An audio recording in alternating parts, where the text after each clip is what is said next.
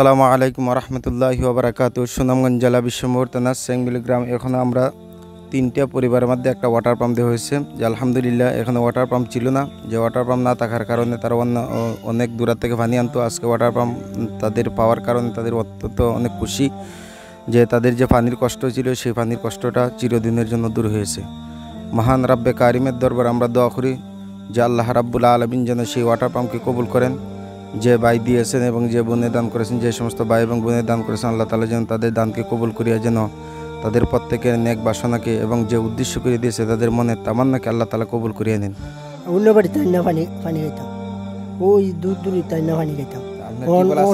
আগের টেবল আসেন না, ওখানে আমরা টেবল পাইছি।